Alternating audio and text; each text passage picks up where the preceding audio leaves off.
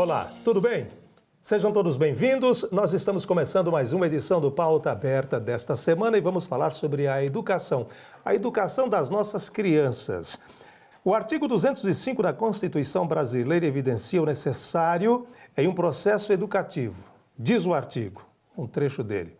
A educação é um direito de todos e dever do Estado e da família também. Será promovida e incentivada com a colaboração da sociedade, visando ao pleno desenvolvimento da pessoa, o seu preparo para o exercício da cidadania e a sua qualificação para o trabalho.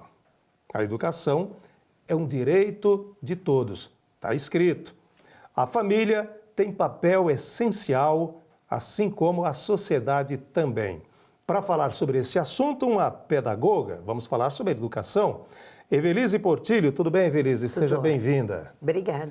Qual é o papel hoje da família na educação? Você sabe, como pedagoga, que tem família, tem pais que terceirizam a educação para a escola. Meu filho, quem tem que educar é a escola. Está errado, não está? Olha, a tua pergunta começa assim, qual é o papel da educação hoje, né?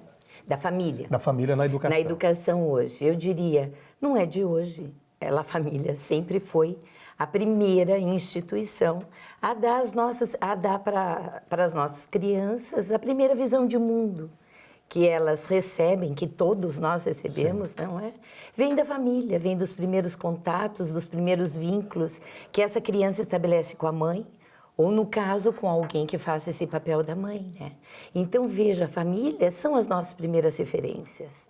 Hoje, esse adulto que eu e você somos tem muito a ver com a criança que nós fomos construindo, né, a chegar até aqui.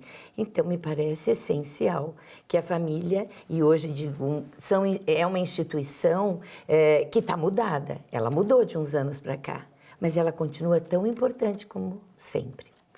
E o professor, a sala de aula, a escola, com esses pais que não entendem isso? Veja bem, o que eu tenho percebido, e até mesmo por estudiosos que estão falando para nós do mundo, que a gente vive um mundo muito líquido. Bauman é um filósofo que nos traz essa ideia de liquidez, né?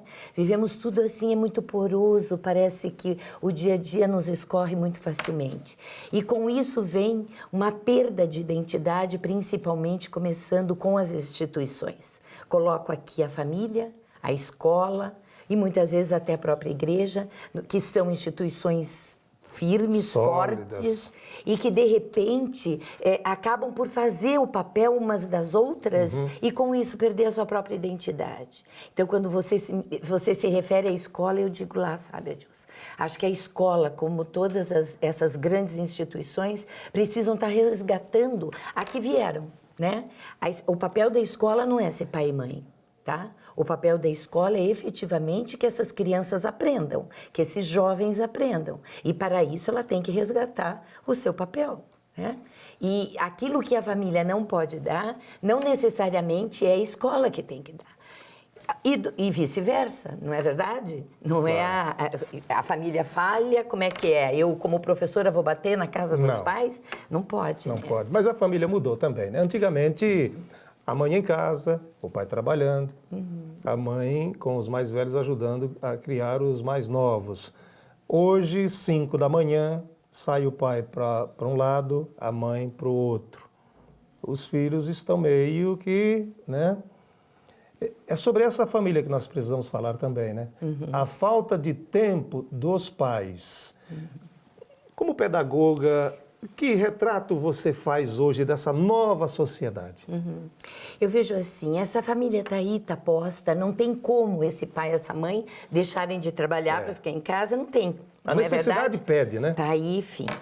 O que a gente tem observado é o seguinte, que não necessariamente é a quantidade de horas que a gente fica com a criança que vai nos dar qualidade nessas relações. Então, muitas vezes, a mãe, né? A mãe, principalmente, é muito cobrada nisso, mas os pais também. O pai está muito mais presente. Inclusive, acho que essa é uma mudança significativa, né? De alguns anos atrás. Então, a presença desse pai, assim, super parceiro em levar e trazer filho na alimentação, enfim. Então, o que a gente percebe é assim... A gente não pode ficar nessa neura, como a gente diz, com essa preocupação, com essa angústia, né? De que não estou presente, então não estou educando e não estou passando essas referências. Não é bem isso. De jeito nenhum. O tempo que você estiver, fique por inteiro com essa criança. Né? O inteiro é o quê? Brinque com ela, cuide da alimentação, converse sobre o que ela passou na escola ou se ficou na casa da avó, se ficou... Enfim, aonde é a conversa, é você se interessar pelo que está acontecendo e não só se interessar, mas você efetivamente saber o que passa com seu filho. Porque a criança, ela te diz o que aconteceu, o que ela está gostando, o que não está legal com ela. Mas eu preciso conversar, eu preciso isso, ó, olhar para o meu filho. Né? Pelo olhar, a gente consegue, inclusive, dizer a ele, isso não está legal. Estou percebendo alguma coisa diferente. Eu acho que a gente falta, sabe o quê? Nos olharmos mais. Eu acho que pai e mãe, né? Se efetivamente tivessem mais presentes no sentido dessa inteireza, né? Mais qualidade. Com qualidade... ficaria assim com menos peso, entendeu? Em relação ao que está sendo feito, com essa, vamos dizer, ausência temporária, né? Evelise, mas aí, esse é o quadro ideal, obviamente. Mas, né, sabemos que na sociedade brasileira o quadro não é bem esse, né? E aí sobra para sala de aula. E aí vocês recebem alunos, muitos, inclusive, traumatizados, com uma série de problemas, enfim. E o professor, nessa hora, vira super-homem, mulher maravilha? Não tem. Isso também não existe, né? Mas o que a gente vê é o seguinte, aí você está tocando num outro ponto que a gente tem vivido, né? Eu sou formadora de professores. Né? Hoje na universidade a gente está ali trabalhando com uma clientela rara, que está cada vez diminuindo mais, de pessoas que querem ser professor. Também por essas ausências, entende? Por essas dificuldades, por esse acúmulo de coisas que estão exigindo da escola, né? Mas eu digo, o professor, se ele está preocupado com que essa criança efetivamente aprenda, ele não pode ignorar que ela, ao entrar naquele dia na sala de aula, ela vem se arrastando, ela está triste ou ela está eufórica com alguma coisa. Isso não dá para a gente não ver como professor em sala de aula. Então, é importante que ele considere essa criança como um todo, porque ela, para aprender, ela não aprende só porque ela pensa, ela também sente, ela também está ali com os coleguinhas, ela também está ali, né? No social com ele, na interação com ele. Então, é importante que ela esteja efetivamente inteira. Se ela não tiver, eu preciso saber o que está acontecendo. Qual é a idade mais crítica para a educação de uma criança? Qual é o ponto? A partir de agora, qual é o ponto? 5, 3, 4, 7, 10 anos? Olha, na minha opinião, todas as idades são... Desde a creche? Sempre. Sempre tem um desafio novo.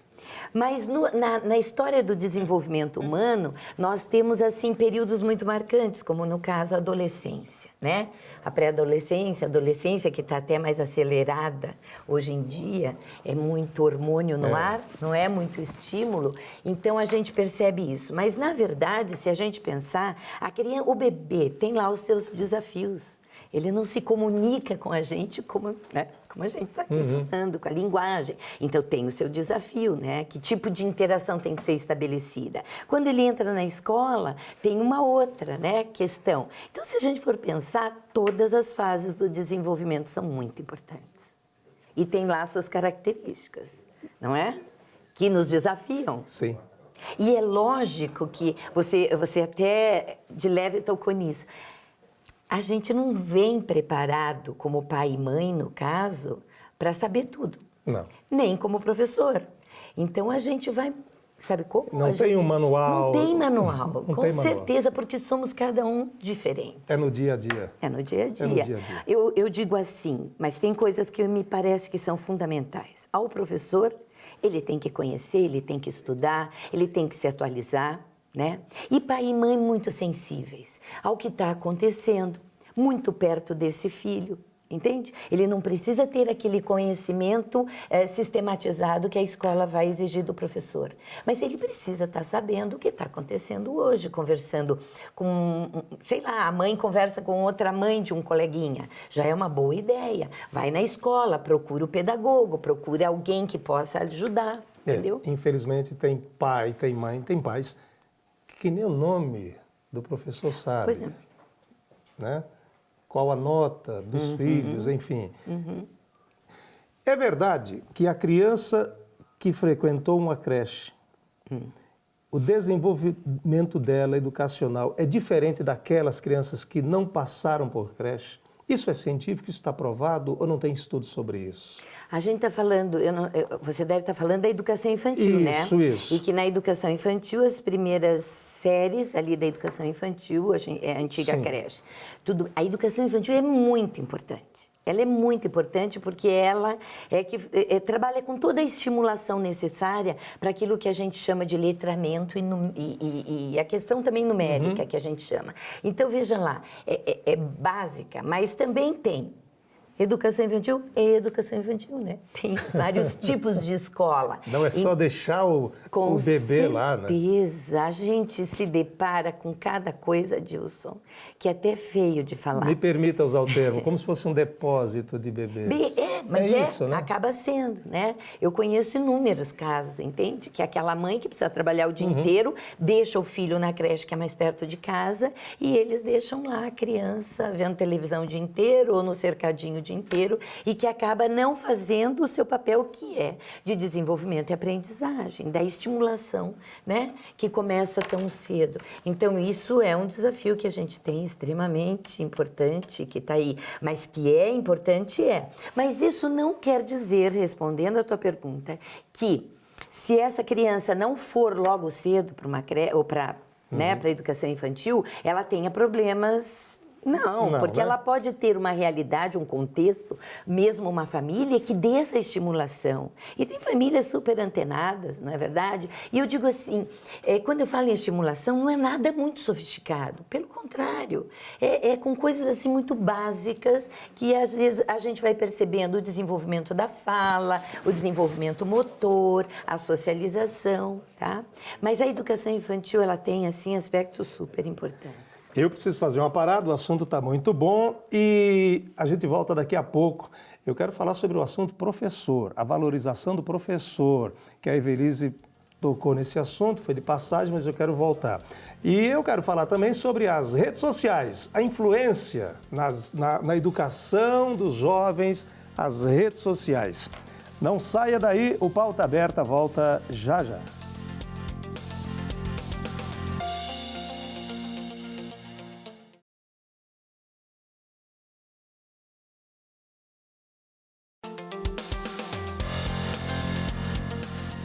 Voltamos com o Pauta Aberta, segundo bloco. Estamos falando hoje sobre educação das crianças. Nossa convidada, Evelise Portillo, é pedagoga. Evelise, deixei a pergunta no bloco passado porque me interessa muito esse assunto, que é a valorização do professor no Brasil. Você, na sua fala, você se mostrou preocupada, né? Tem professor desistindo da profissão e tem gente que sonhava em ser professor e já deixou de sonhar também.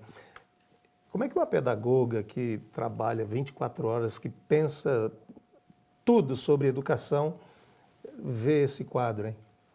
Ai, Adilson, era tudo que eu não queria que você me perguntasse. Porque realmente a gente está vivendo um momento muito delicado no nosso país, né? Com relação às dificuldades, né, da escola para se manter, para ter o seu quadro de professores bem formado, isso né? no geral, né? Da base né? Até a universidade. Nós temos enfrentado realmente, na universidade a gente vê essa questão da entrada desse professor, né, que vem diminuindo, desses candidatos a professores nas licenciaturas, enfim. E na escola a gente vê a dificuldade das redes, das direções em encontrar um professor que efetivamente ela possa contar com qualidade, com entusiasmo. Isso no público e no particular. Né? Ah, eu falo no geral. No geral. Realmente estamos hoje com uma dificuldade grande nesse sentido e fica complicado, né? Porque, no meu caso, eu recebo esses jovens na universidade e o entusiasmo para dizer para eles, quando eu mesma sinto em mim, depois de 40 anos de profissão, que está ficando difícil, porque a gente parece que a cada dia está menos acreditado, né? E isso pode, sim, influenciar as nossas crianças, por exemplo, né? Na qualidade daquilo que elas estão recebendo. Porque não resta dúvida que a figura do professor é fundamental. Nós precisamos de um professor, a gente precisa de uma referência. Eu, por exemplo, eu sou pesquisadora na área, trabalho com formação continuada de professores e trabalho com histórias de vida de professor. E eles nos relatam com muita veemência que a presença de um professor na vida deles foi fundamental para a escolha da profissão. E eles ainda dizem assim, muitos, até aquele mau professor às vezes, sabe, diz assim, não, eu não quero, eu vou ser esse profissional para não ser aquele professor que eu tive. Então, veja, é uma figura muito importante, claro. É um profissional que mais do que nunca precisa estar valorizado. E todo mundo lembra de um professor, né, que marcou, né? Não é? É. Então, acho que isso não resta dúvida. Você acha Nós não podemos nos entregar, sabe? Você acha que esse deve ser um debate no futuro próximo que o Brasil não pode abrir mão? Mas não vejo dúvida, não tenho dúvida com relação a isso. Eu sinto, assim, que a educação está abandonada, eu digo. Eu sinto a educação no nosso país abandonada. Tá? No país e claro. Nas nossas redes, no geral, sabe? No geral, eu sinto, está na hora dessa vontade política, entendeu? E efetivamente, a cidadania vem da onde, meu Deus? Vem de todo esse esforço, sim. Não é verdade? E a gente precisa que acreditem mais na educação, nos professores, nas escolas, que é uma instituição, sem sombra de dúvida, que deixa, assim, marcas muito fortes em todos nós. Quando fala de educação, de professor, os olhos brilham, né? É a sua vida, né? Com certeza. É a sua vida. Como é que é educar esses jovens, esses pré-adolescentes, adolescentes, em meio a muitas redes sociais? O que mudou? Mudou, Adilson, mudou bastante em relação a isso. Acho que tem aspectos que são muito positivos. Ninguém pode negar que a tecnologia mexeu muito com todos nós, na nossa forma de pensar, na nossa forma de aprender e, consequentemente, na nossa forma de ensinar, né? Ela vem assim e não tem como voltar. Tá? Agora, em contrapartida, a gente tem visto a má utilização dela também. Quando, por exemplo, numa família, acaba-se o diálogo, né? Aquele momento do encontro e fica cada um, né? E eu costumo sempre dizer que quando eu vejo uma criança de 1 ano, por exemplo, tá ali, né? E ela pega, ela sabe onde estão os aplicativos, mais como é que nós dois juntos. Ah, sabe, com certeza. Daí a gente se assusta quando dizem assim, como é inteligente. Tá vendo como as crianças são muito mais inteligentes hoje? E eu gostaria de estar dizendo o seguinte, isso não é sinal de mais inteligência. É uma outra maneira de você se relacionar com um instrumento. Mas o movimento de pinça para a gente poder escrever tudo, ele não caiu de moda. Ele continua sendo necessário, por exemplo, entende? Então, a tecnologia, a gente vê assim que estamos todos muito mais bem informados. Recebemos a informação com muito mais intensidade. Mas temos dificuldade em selecionar o que é mais importante naquele momento. O que vale e o que não vale. Sim, porque o que a gente vê? Eu vejo na universidade os nossos alunos assim super conectados, estão o tempo inteiro, mas me preocupo também com a qualidade daquilo que eles estão acessando. Ou seja, estamos sem filtro.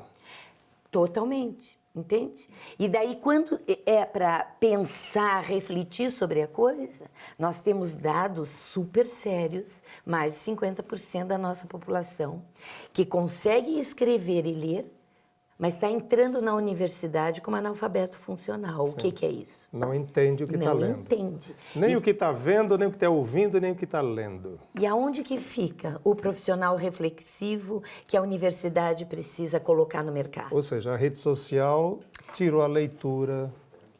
É aquela leitura até leem, né? Mas é uma leitura assim, superficial, sem conteúdo. Exato, tá complicado isso daí, sabe como? E aquela coisa assim, que eu vejo como educadora e como psicopedagoga que sou também, é assim, o processo atencional.